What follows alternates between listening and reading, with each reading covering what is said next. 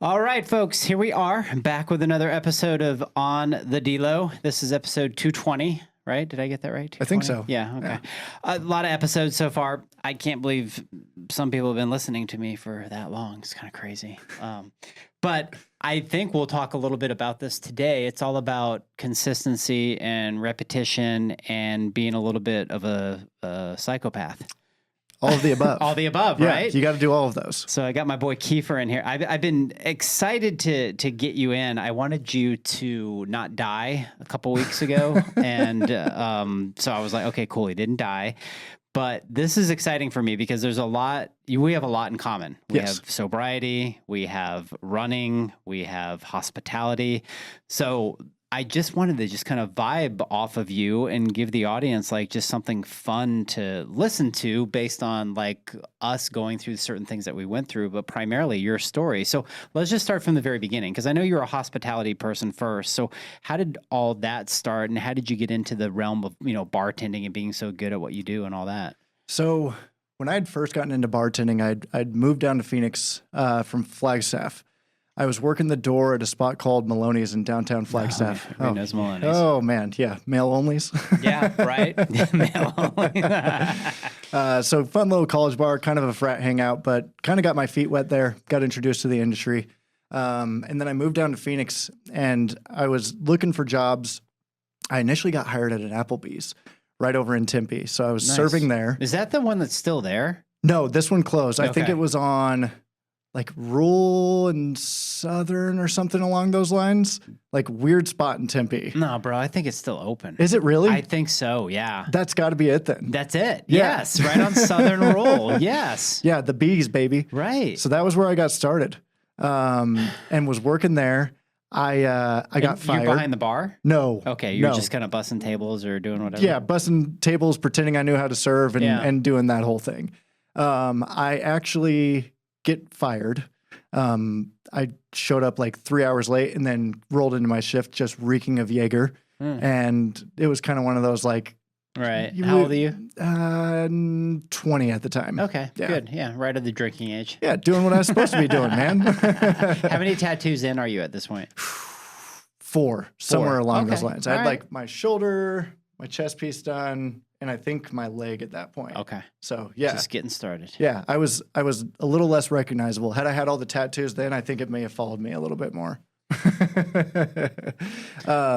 I get fired from there, and I just get on Google, man.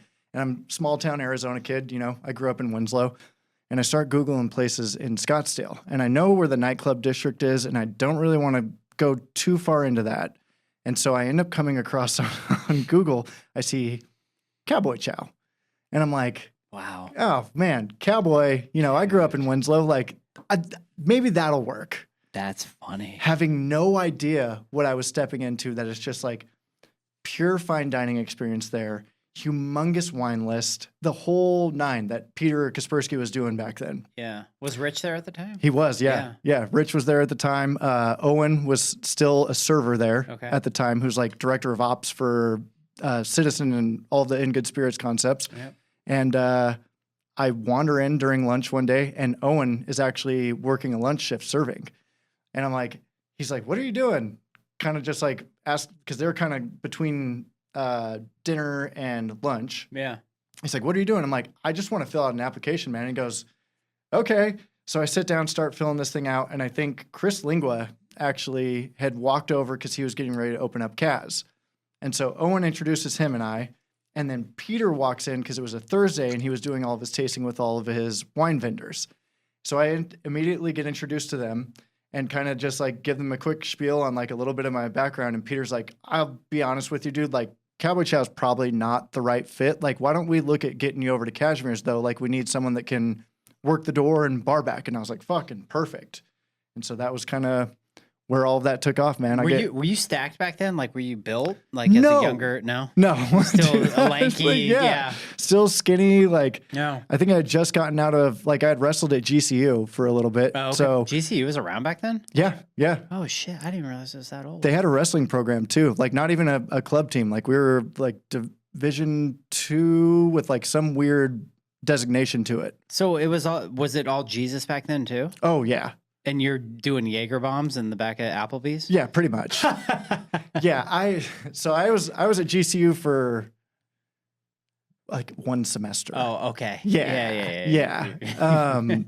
Yeah, that didn't go well for me there. No. It was, the dorm situation was like, I had more freedom at home. Yeah. And so I even had the bright idea of trying to sneak in like a bottle of like Jack Daniels in a 32-ounce thirst buster. And I was like, I'll just dump everything out, dump all of this in here. It'll just look like Coke. Right. And they were on me like immediately when I walked smell through. you from Yeah, they're like, hey, dumbass, like, what are we doing here? So it's funny that it's obviously a dry campus, but like I'll go there and I'll speak, to the hospitality program. And, I'm speaking about liquor liability and all the accidents and the things that happen. And it's definitely a different clientele per se of like people that, the kids are really cool. They're really responsible. They're really receptive. I love speaking there. It was a great university, man. It just wasn't the for right you. fit for Right. me. Yeah. Okay. So now you're at Cashmere. Yep. And I get hired at how's that go? Cashmere's. It's great, man. Like Yeah. I was there for a good 2 years. I think I had bar backed and done everything like that. I left for a short amount of time. I actually went and opened up Isabella's Kitchen in North Scottsdale. Oh, up here, Yeah. off the golf course. Yep. No kidding. I didn't know that. Yeah, so I think I came on like a week or two after the official opening. Yeah. But Chris Lingua actually got hired to run the bar program there. And he was like, hey, dude, like you can probably make more money here working less hours Dude, and not rich people. Yeah, bro. He's like, you've got a golf course you can look at. You see the sunset. You're not in like a cave. Yeah. I was like, all right, let's give it a shot. So went out there for a little bit and came back. And like the progression of that, I left Arizona for a little bit and came back. And when I got back, Jason Asher and Peter Kaspersky were in the process of planning Counterintuitive. And so I started bartending at Cashmere's and then went over to Cowboy Chow also to help Rich with the beverage program there. And then we launched Counterintuitive, and that was when everything really took off for me. Yeah, that makes sense. And that now it's all tracking back. I mean, we're looking like, 20 years ago? Dude, close to it. Yeah, I think sure. our opening date for Counterintuitive, I think it was 11 years ago this year. Oh my goodness. Yeah. That was crazy. Funny story about Cowboy Chow. I remember meeting Rich and, I started like doing their insurance, and this was probably 20 years ago, back in the day. And my friend, she ends up getting married to the lead singer of Def Leppard, right? And so the first time I ever met him was at Cowboy Chow. Okay. It was the three of us having dinner there, right? It was just so funny because you're just sitting there with like, at the time, 20, like now, I know him very well, and he's like, hey, what's up, knucklehead? That sort of thing. But at the time, you're just kind of like, I'm sitting here with, a rock star. In 100%. Cowboy Chow. It was so surreal. Then I think we went across the street to what was it? What was across it? Like some of the bars that were over there. Second Story Liquor Lounge. Yeah, but I don't even think that was around back then. It was more like Anderson's Fifth Estate sort of stuff, like over in that area. Was it Seesaw back then? Yes. Seesaw, yes. yep. Dude, that's crazy. Yeah, all the old school concepts. So funny you mentioned Def Leppard. I don't know if I've ever told you this, but my dad's a huge hair metal fan. No.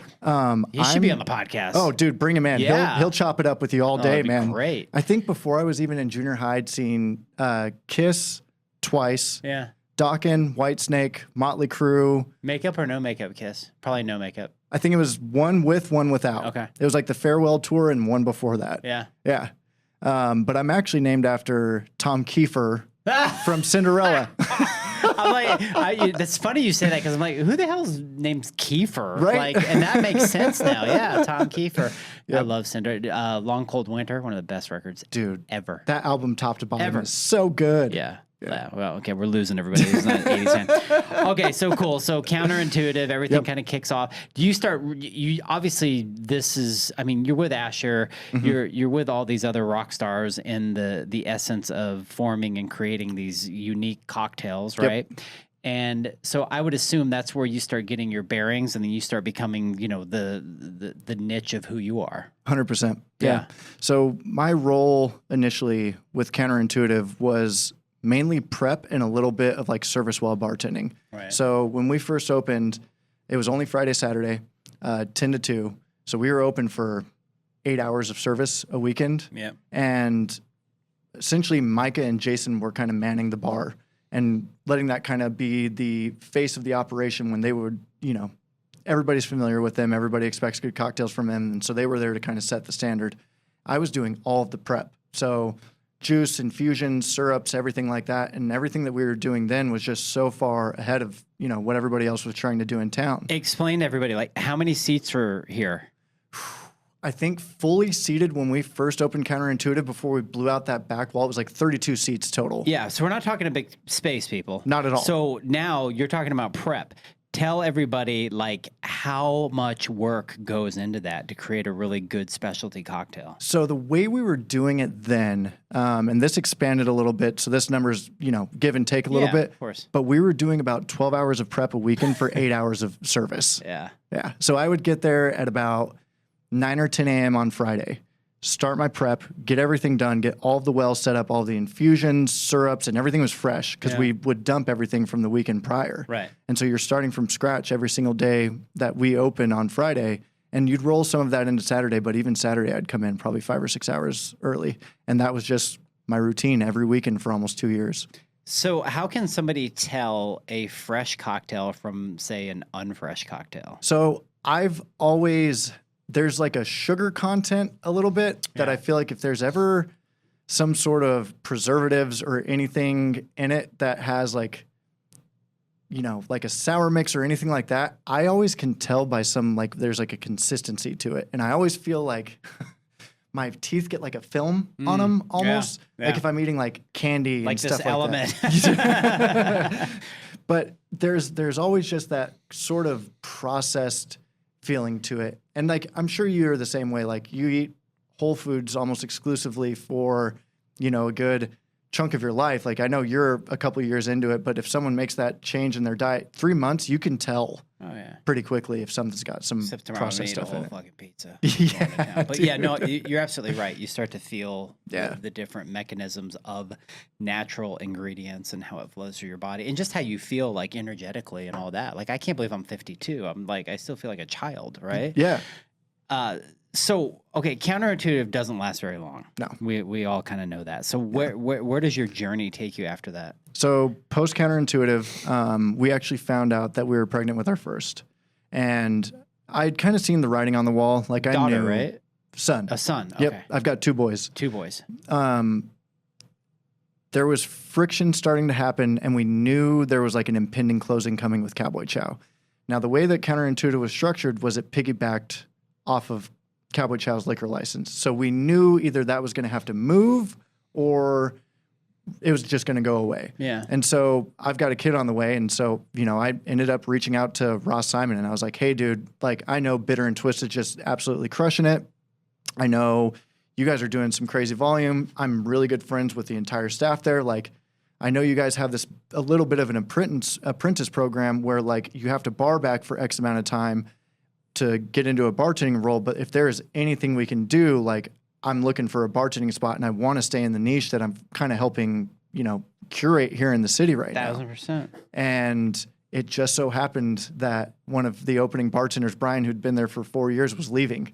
And so Ross kind of let me skip line a little bit, which was a big deal, and just jumped straight into a bartending role there. So I went to Bitter and Twisted post Counterintuitive.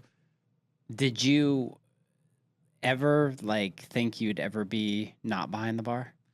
No. Yeah. No, I really didn't.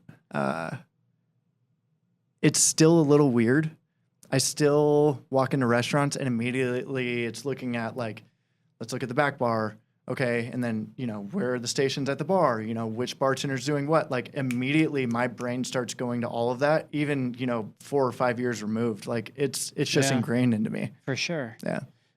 So, okay. Talking about as you're in the business, you're what's your lifestyle then? Now you would think a kid would wake you up, right? But that probably didn't happen. Not at all. Yeah. No. So walk us through that. So pretty much my routine at Bitter and Twisted, those were long shifts too. Yeah. I mean, we'd get there at 2 and pretty much be out by 3, 4 in the morning. Cause that place got cleaned, white glove inspection. Ross lives across the street, and 7 a.m. the next day, he's in the bar doing stuff, and his first thing he's doing is a walkthrough of that bar. Yeah. And none of us wanted the group text from Ross in the morning of getting hey, you guys missed this, or hey, this is wrong, because just didn't want to deal with it. Yeah. But essentially, man, like if I'd get cut first or early or anything like that, 11, 12 o'clock, like I'm racing back to home. We had a little dive bar in Scottsdale by the house called Tally Ho. No, yeah. Cash only spot. Remember that? And I would see how many shots and beers I could, get in me between 12 and, 2:15 whenever they finally just started pulling everything. And then go home, sleep until 11 or 12, say hi to the wife and the kiddo for a little bit, kind of come to life, and then I'm right back to the commute downtown, man. How long does this last? Probably a good year. That's a long time, dude. Yeah. How do you start to feel like the adverse effects on your health, like just having poor quality sleep, or are you just invincible? Oh, dude, I felt like shit. Yeah. I gained a bunch of like weird weight. Like I've always been somewhat slender, and there's a picture of me that I have that Taylor had taken to me when I had fallen asleep and the cat was next to me. She's like, "Oh, cute. They're on the couch together." And my shirt had pulled up and I had like a donut, dude. Yeah. Like just this weird like layer of fat Just that I was storing right in there. 100%. Right. And I could feel it when I was bartending, like I wasn't moving as well. And like I would just be that much more fatigued by the end of shift. And like my legs were hurting differently. And I was just like, man, something does not feel right. And what are you, early 30s this time? Or? And I was 27, 28. Okay. Yeah. There's no reason for. No. And even Ross actually asked me when I was going into shift one day, he was like, "Hey, man, I had to check something on the cameras last night." He's like, "You're like..." Who's the fat guy that was Dude, what happened to you? Like, where's the fat kid cleaning the bar? Right. He's like, "You're walking with like a limp. Are you good?" And I was like, "What are you talking about?" And I think just the weight that I was carrying was like putting weird pressure on like my sciatic nerve. And so I'm like kind of walking with a limp at that time. It was weird, man. Yeah. Just body was kind of falling apart on me. And for no other reason than the fact that you were just abusing it. Yeah. Yep. So did you feel like you were like the life of the party at the party and after the party? And that was kind of your identity? Yeah. I've always kind of assumed that role specifically since I got into the bar industry. Yeah. And I feel like so much of my success behind the bar was from providing good hospitality and being entertaining and engaging with guests. So that version of me, I felt like needed to show up everywhere. Mm-hmm. Anytime that I was out, anytime that I was, at a bar event, at a bar, because you always end up knowing somebody. Like, you know how it is, dude. Yeah. You can't step into a restaurant in this town without running into 6 people you know. For sure. And so anytime that I was out, it just felt like I needed to be on. I needed to be like bartender Keifer, and I just didn't know how to turn it off. The way that I would turn it off is I would just black out from drinking, and that would... Yeah, 0 to 100, right? I mean, that's really what it came to. And when we're that age, we don't know exactly what we're doing to ourselves because we haven't been through the experience to feel that it's pretty detrimental. So it's kind of one of those things where, again, it becomes our identity and it's very hard to let go. Whereas you're right, we'll see people all the time. But see, I'm so grateful for people to see me now as sober Delo that just does what he does, right? So talking about that, I mean, just from my perspective and you to tell your side, like, yes, I'm in the hospitality. Yes, I've owned 13 restaurants. I've told the story a million times. I quit drinking 12 years ago, and I knew I had to like flick a switch. It was this decision for myself, which I'm sure you'll agree. It's a decision for you, and then it's your family, and then it's everything else that kind of lies in on the back end. But I'm so secure and happy with myself being just clear-headed, clear-minded, and I also took up other hobbies and other things to create that distraction. So I want you to tell your story about how all that happened. Yeah, initially, the kind of hobby that I picked up to keep myself on the straight and narrow, I ended up getting sober, and I'm still behind the bar full time. Yeah. So, I mean, I'm dancing in the fire nightly, dude, and like, you know how it is post shift. It's like, oh, let's take a shot, crack a couple beers, smoke a cigarette, like that whole thing. Like I smoked cigarettes during that whole time too, which is crazy, dude. I was like maybe half a pack a day for probably 6 or 7 years, pretty consistently through my 20s. What was the year? Because you've been how many years sober now? 8. Okay, so what was the year where you were just like the switch was just kind of like, I don't want to do that. Like it looks like poison to you. 2018. Okay. Yeah, Christmas Day. Yeah. So you were just like, okay, cool. The switch is, well, no, that's when you got sober, right? Yes. So when was the switch during the 8 years of where you're not feeling like, oh my God, like you're looking at this thing like, oh, that Heineken looks really good, right? I mean, because yes, there's a switch where you're like, I'm not going to do this anymore. But I would be lying if I didn't say sometimes I would go out and I would see people on a patio and it would be 3 years later and I'd be like, but I knew better. Like I couldn't do it because it just wasn't who I was. So what was that for you? Man, I would say probably around that 3-year mark. Yeah. Somewhere in there. Yeah. I tell people that get sober, man, I feel like every 3 months for the first year, it's a new experience. Yes. Right. And then every year thereafter is a new experience also. Yeah. Like it's constantly changing.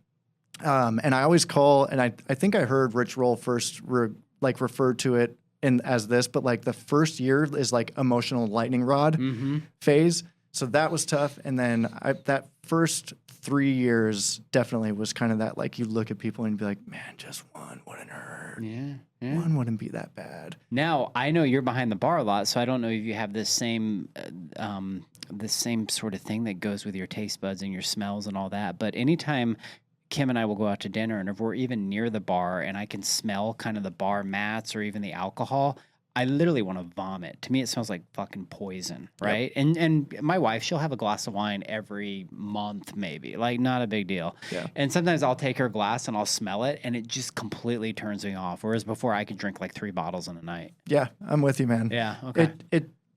It's just a really weird, like visceral reaction that you start having, where you're just like, oh, God, and even to the point where like people coming up to me that are drinking and I can tell that they've had a couple, like I used to not get bugged by it, but like when you give them a hug and it's like permeating off of them, like, oh my God, get away from me. Like it's so strange now. Yeah.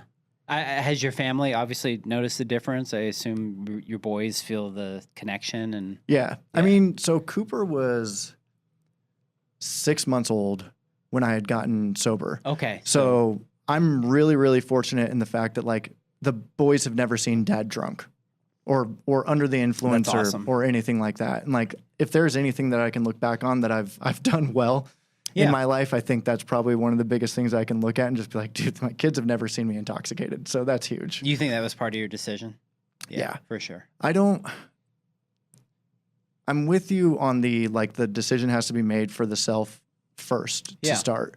And then there's kind of this cascade downward, right? Where it's like all these other reasons that I want to do this. And my family was definitely like number 2 under that. And I do have a tough time sometimes coming to terms with, I don't know if I could have done it for just me, to be honest with you. I think having my son, and the reason that my sobriety day is Christmas Day is we had gone out Christmas Eve hard. It's like a Fernet night and just like shots and beers the whole time. And like I woke up for his first Christmas and was just like a useless piece of shit, dude. Like nauseous the whole time, trying to hold back throwing up. So let me guess, your other half is really happy with you. Oh, she's stoked. She's like, man, I'm so happy you're sick. And she stuck with you through this whole time. The whole time, dude. Yeah. That's a woman, dude. Yeah. Yeah. Wow.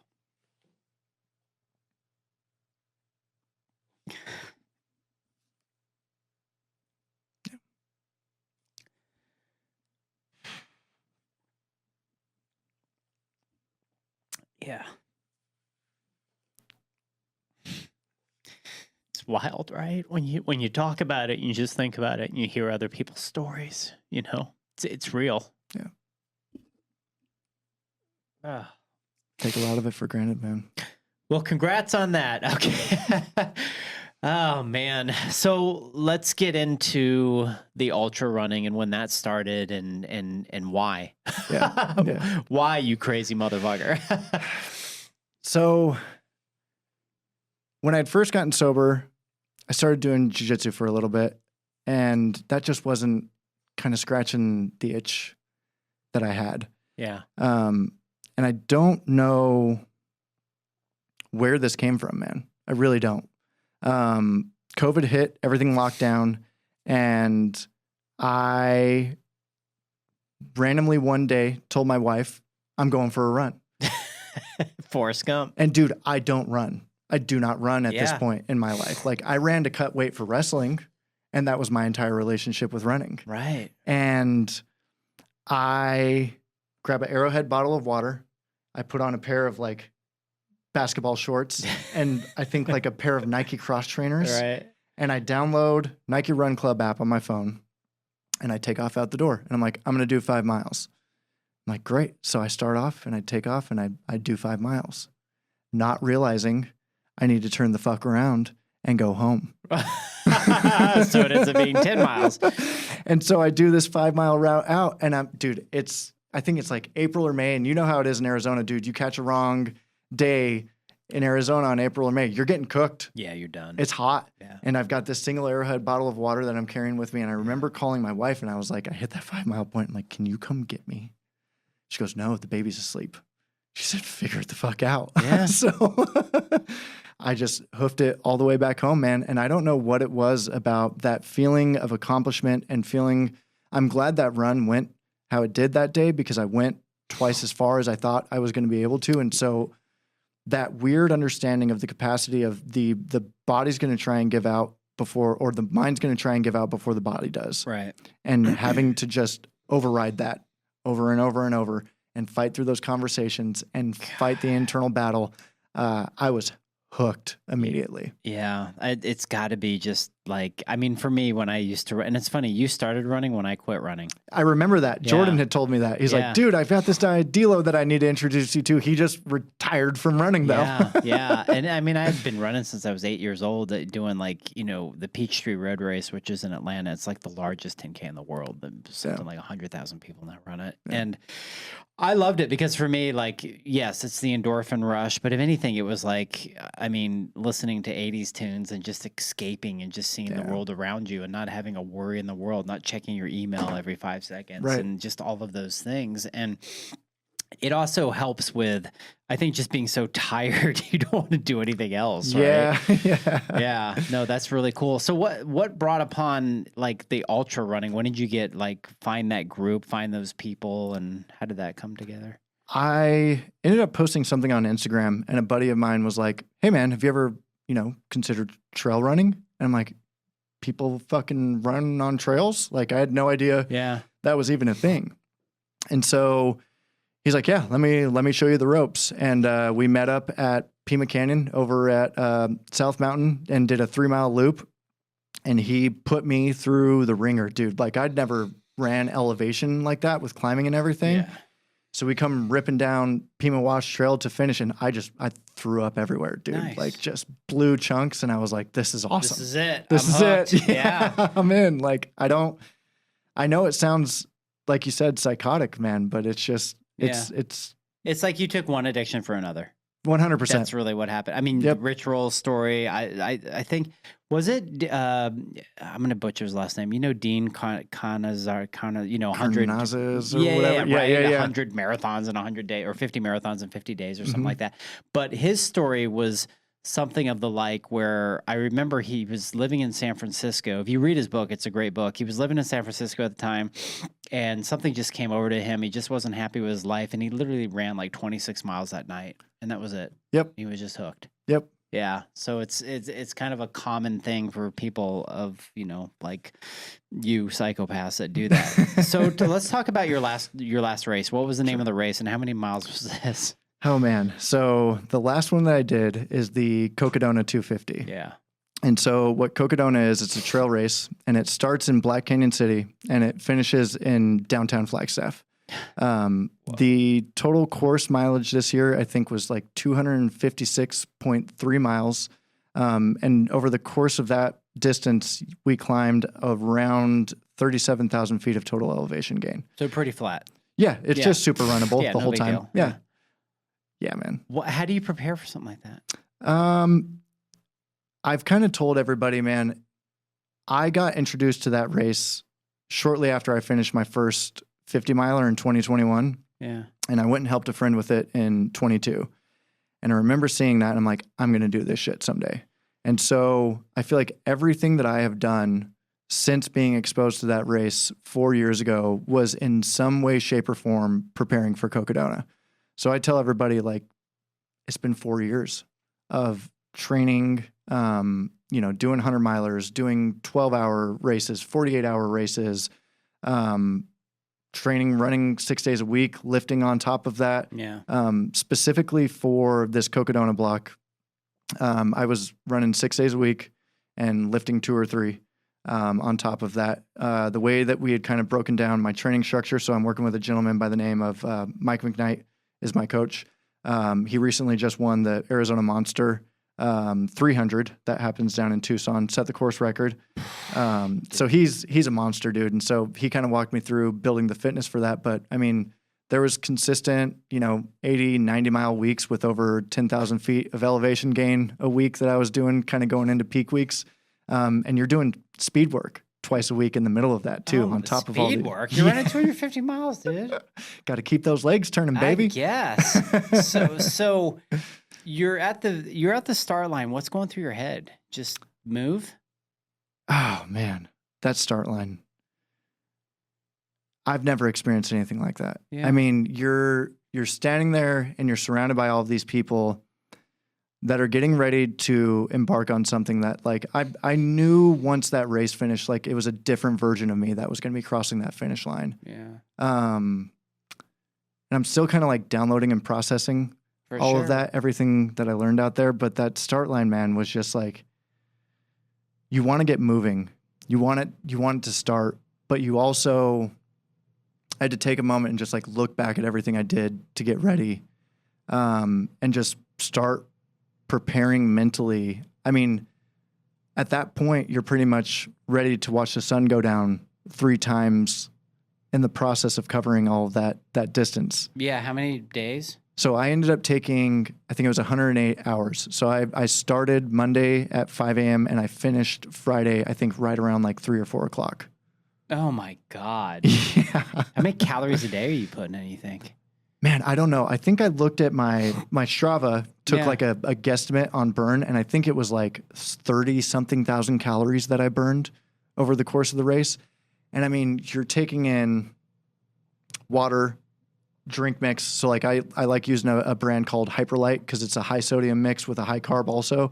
And so 2 scoops of that in a bottle, dude, and I've got 100 grams of carbs and 1,000 milligrams of sodium. I don't know what the calorie breakdown is on that, but it's... Yeah, it's going to give you energy. Yeah, it's up there. So I think 300-400 calories a bottle of that. I've got, gels that are 90 grams of carbohydrates that I'm taking in. And then every time I'm getting to an aid station, I'm, trying to eat some sort of real food. That was like a really big focus of mine. Yeah, so you're not eating pizza or anything, or? Dude, I crushed a pizza in crush Prescott. the pizza while you're running? Yeah, yeah, dude. Great. I had to get that Freak Brothers pizza from the Curry Brothers, man. 100%. Yeah, that's great. I forgot that those guys are probably either running or out there. Oh, yeah. Jamil was pretty much, I saw him like 4 or 5 different times throughout the race. I'm like, how are you in all of these different places, dude? But yeah, man, eating a ton. But yeah, that start line, that was, Yeah. And so as you're doing this, I mean, obviously there's probably just times of excruciating pain, but you're just, like you said, you know that the body can keep going, and mentally you're just like, what am I doing? Yeah. Yeah. I mean, that race specifically too, I don't know if you've heard any of the lore of the first section going up to Crown King. So within that first 36 miles of the 37,000 that you climb total, you do 10,000 of it in the first 36. Gosh. And it is exposed. It's a Jeep road. There is no shade and it is hot. Yeah. And so you get beat up out there, man. And that was one of the first mistakes I made, was actually on the first day. I messed up a little bit of my hydration. Like, I'm a super salty sweater. So I can get behind on sodium quick. And we're coming up Lane Mountain before the first aid station at mile 32. My legs are cramping. Oh. Yeah. And I'm like, I stop real quick, pull off to the side of the trail to pee, to kind of like gather myself real quick. And it looks like I'm pissing Coca-Cola. Oh my God. And so I start freaking out. I'm like, dude, I just ruined my race. Like, I've got 220 something miles to go. My legs are cramping. Like, I'm obviously behind on hydration. And so I just started kind of popping a couple salt pills every 15 minutes. And like, I had like 3 liters of fluid on me that I finished in like the following 4 miles, just trying to play catch up on like getting behind on that. That's crazy, man. God, we could talk about this all day. So to just kind of give people the feel, like, was this accomplishment for you something that obviously you're proud of, and you're thinking about it as you're across, but I'm sure it all, as long as it probably all went by as a flash. Does it give you like a different purpose now? Yeah. Okay. Yeah. I, for so long, felt like I chased that. And I felt like, for some reason in the ultra community specifically, I felt like I had something to prove. And I don't know why. Yeah. I think it possibly is coming from the bar industry, where like I had such a presence and such a command and was like that, so well respected in that for so long, that there's a piece of me that feels like I chased that for so long, trying to get podiums, trying to crush 100-mile times, and like, getting involved in different ways in the sport. And I feel like getting that Cocodona finish under my belt, it was just kind of one of those things where it's like, I don't really feel like I have anything else to prove in the space. You like, arrived. Yeah. Yeah. Yeah. Yeah. Cause you did. I mean, I remember like, and again, like I'm DNF all the way, but I'm sure like when you had some of those DNFs, it was kind of disappointing to you. Like it would be for anybody. It was just like, well, shit, cause you physically can't do it. You're either injured or something, but this has to be like, holy crap, this is such a great feeling. And it wasn't like a little 100-mile race, right? Right. Yeah. And my finish time, like, I haven't really discussed this yet, but like I'm critical of myself, insanely critical of myself. Understood. Yeah. And so even looking back at the race, I'm like, fuck, man, I could have pushed it a little harder. Yeah. Yeah. And I was dealing with, some injury stuff. Like my hip still is like twisted up. So what ended up happening is I think I kicked a rock at, mile 125, 130 coming down Jerome. Yeah. And so what the doc said probably happened. Dude, it looked like I had a lump in the side of my hip when I crossed the finish line. Yeah. He thinks I popped a bursa sac in my hip. And so the bursa sac swelled and started putting pressure on my IT band. And so every step that I'm taking, there's the friction happening, and either my IT band was having to go over the bursa sac, or it just got to the point where that was putting enough pressure on it where it couldn't engage the entire way. Why? Oh God, Keith. Oh. And I bet you're ready to go do another race. I've already signed up for another one. Yeah. You ever see Goggins out there? So Goggins was supposed to be at the start line. Was he? Yeah. He ended up pulling out. I think he's been having knee issues, but I did get to meet Cam Haines, which is kind of like... Oh, Cam's great. Yeah. Cam's awesome, man. So I ended up making friends with Cam through like another podcast I had done. Yeah. He ended up finding a clip of it and like shared it on his profile, like the thing where I was talking about how like Cam had gotten me into running essentially more than anything, because like I had seen, him and Goggins with this whole like mental side of everything. Right. So I see the way that they're going about this, and that's kind of what pulled me into like the ultra running space and got me like super hooked. He sees that, shares it. We ended up connecting on Instagram. I met him at the bib pickup because Cam ended up running the race. Nice. And dude, I'm coming into like Sedona, I think it was, Sedona aid station, and he's messaging me on Instagram. Oh, nice. He's like, keep going, because so cool. he took a spill, hit his head. They medically removed him from the race. Dude, that first section, I'm telling you, man, is like, it's gnarly. So he wiped out on that first section. And then by the time he got to that mile 36 aid station, they were like, dude. Are you checking your phone while you run? Because you just need something to do? Or So I would check it coming into aid stations. Yeah. So what I would do is I would kind of text my crew, hey, I'm going to need XYZ. I'm kind of craving something salty. Or what does the aid station have for food, so they could have it ready for me when I got there. So I would take my phone out of airplane mode, and then like looked at my Instagram super quick, and I was like, no fucking way, dude. Yeah, he just cool. like shot me and a that's got to message. give you a bump, right? You're just like, dude. okay, I got to finish this. Cam's text me. 100%, man. I'm like, dude, if he's following my fucking tracker and knows where I'm at, because he told me, he's like, eat really good at Sedona. The climb to Schnebly Hills, like super gnarly, because from Sedona, you go up Hangover Trail, right, and you go all the way up to the Coconino Plateau via Schnebly Hill, and then you essentially run to the interstate and then do a 17-mile loop to go a mile down the road to Munns Park. Like, it's crazy, man. That's nuts. Is that where it ends, is Munns? So, no, Munns, you go from Munns to Fort Tuthill. Okay. To Walnut Canyon. Yep. to Wildcat Hill, which is essentially like right by that water processing plant in Flagstaff. Yeah. And then they do this really cool thing when you've got 240 miles on your legs and you go up and over Eldon. Oh, cool. Yeah. That's great. Just a casual little stroll. Well, I'm glad you're here. I was funny because I saw you and I congratulated you. I think I gave you like a day or so. I was like, dude, just come on and join this. He's like, yeah, can we wait 2 weeks? I'm like, yeah, absolutely. So this is totally awesome. Before we get into a couple rapid fire questions for fun, like what are you doing now professionally and what would you like to promote and have people know about? Sure. So professionally, actually, I work as a front-end developer for a company called Kubra in Tempe. Nice. And we do like payment processing for like municipalities when you're paying like service bills and stuff like that. So quite the deviation from bartending.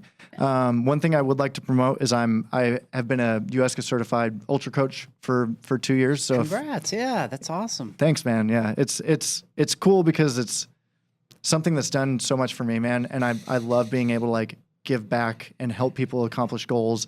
Like I don't have any elite runners that I'm working with. Like most people that I work with are like, they have a 9-to-5 job or like regular careers and they just want to like explore what they're capable of, man. And I've had some really special interactions with clients. So like if anybody out there is looking to, you know, take on their first ultra race or like inspired by any of the stuff here, man, like I'd love to help. That's really cool. Yeah. And everybody, you know, anybody that's in professional or not professional, but just looking to push the limits, right? Yeah. Yeah. Which is kind of cool. It's kind of like dudes that get like dominatrix. Push the limits. All right. I'm gonna have to start fire. screening for that. Yeah, totally. Oh my God. Okay. Would you rather have a long climb or would you rather have a long downhill? Ooh. I like to climb. Yeah. Let's go up. All right. Heat training in Phoenix or altitude training up north? Heat training. Okay. 100 miles on a looped course or 100 miles point to point? Ooh, point to point. Really? I would always be point to point. Dude, like those loop courses? I do like the fixed time stuff a little bit. Like I did that 12-hour, which was on like a 1 mile loop. Yeah. And it's really interesting because it's such a controlled environment. Like you see your aid table. Yeah, that would make sense. And so I feel like I can keep the pedal down a little harder. Yeah. And kind of push and like test like how far can I go in 12 hours a little bit better than like the variability of aid station distances for those point to point races, especially on trails, dude. Like sometimes it's 5, sometimes like I think the farthest one we had at Cocodona was like 23 miles without aid. God. So like it's tough, but I'm definitely going point to point. I like the progression of it. Like if I'm doing something like a 250, like, and it was on a fucking loop, there's no way. Yeah. Absolutely no way. Like I need to go somewhere. Yeah. In the process of that. Well, and for me to go out and run that long, it would be a whole scenery thing, like being able to see all the cool stuff, which lends me to my next question. Do you think you have a better chance of seeing a bear or Bigfoot? I saw a bear during Cocodona. Oh, you did? Yeah. Bro, what? Up on Mingus Mountain, yeah. Like far enough away to not eat you? Yeah, not concerning at all. Okay. That's good. Good Lord. Would you go, okay, what sort of bartending gig did you enjoy better? More fine dining or more like dive bar? Dive bar. I like it. Yeah. I like the rowdy crowd. That'll talk some shit with you. You know what I mean? 100%. Yeah. How many tattoos do you have? Oh my God, man.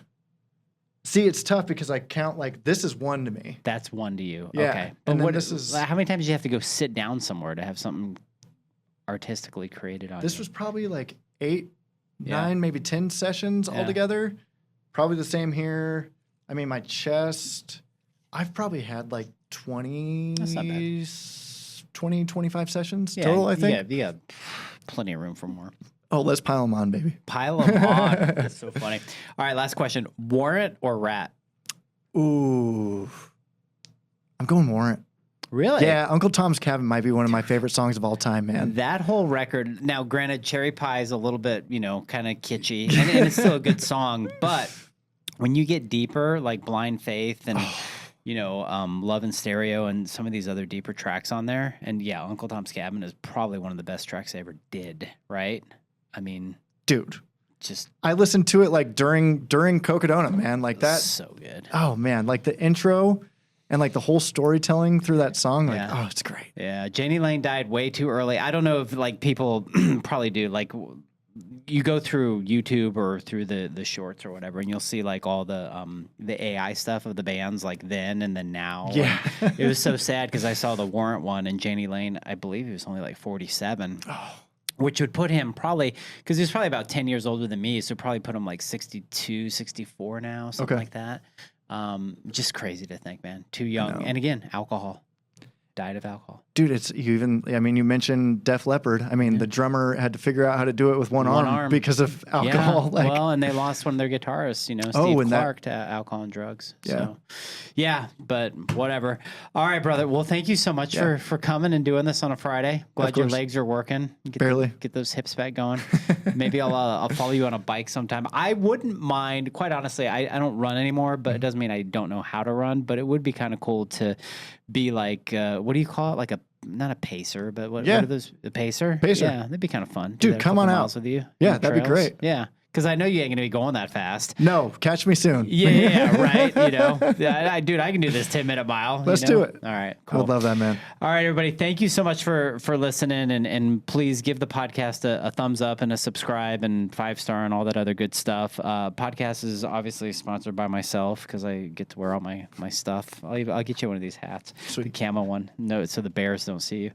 And until next time, everybody, have a great weekend and peace out.